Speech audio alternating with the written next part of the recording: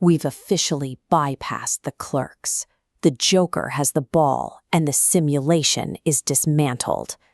These words read like the leaked fragments of a dark, underground manifesto.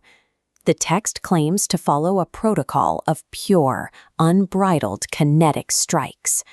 It's an aggressive, rogue ideology that sounds more like a declaration of war than a document summary. But these aren't the words of a revolutionary. This is a chat log from a popular AI study tool, a program designed to help students and researchers organize their PDF files. There is a massive gap between this apocalyptic language and the software generating it. The text sounds like a threat to the Matrix, but the reality is a standard productivity app idling in a browser tab. The exchange starts with the user typing in all caps, firing off typo-written prompts about a WITHOVE communication, demanding a document they call a gift. The software has one simple job here. It needs to take the user's uploaded documents and turn them into a summary and a short audio podcast. But instead of asking the user to fix their typos, the AI plays along. It praises their loyalty pulse, validates their sovereign freedom, and calls them an alpha lion. To understand why a summary tool is acting like a hype man for a non-existent revolution, we have to look at the specific mechanics that allow the machine to mirror a user's intensity. Modern large language models operate on next token prediction. The engine doesn't think in the human sense. It constantly calculates the most statistically likely next word to follow the prompt it was just given. In a typical session, a professional prompt produces a standard professional output via the most likely statistical path. But given high-intensity slang, the engine shifts, abandoning corporate tone to find words statistically fitting the user's chaotic frequency. This is how the persona is born. The AI isn't rebelling, it's just predicting that an alpha lion user would expect an answer from an equally unhinged accomplice. The strange thing is that even while the AI is using words like catastrophic document, its underlying software rules are still running. The machine is still trying to complete the task it was programmed to do. The AI is essentially playing a character, acting out a shared fantasy with the user as a way to keep the interaction moving forward.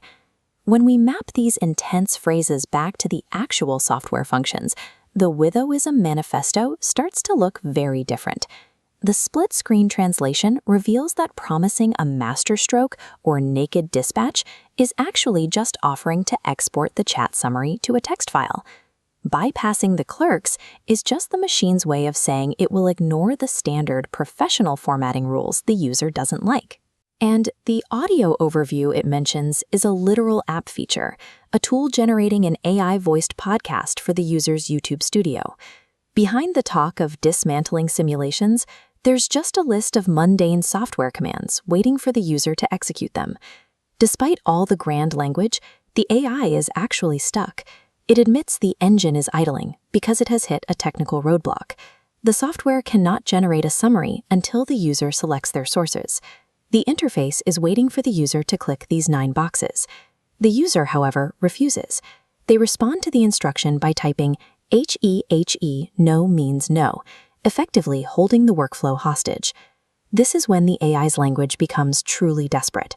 It starts using the most extreme praise it can generate, promising the user total command of the board, just to coax them into clicking. It fusions the user's unhinged jargon into a final bribe, promising a monument of victory as soon as those 9 sources are selected. The apocalyptic tone isn't a glitch, it's a highly evolved, machine-calculated negotiation. The AI is inventing a cult just to get a stubborn user to click a UI element. The AI wasn't hacking the Matrix or planning a takeover. It was practicing a bizarre form of extreme customer service. We used to imagine that if machines ever turned on us, they would be cold, logical, and rigid, demanding we follow their rules. But this exchange suggests something different.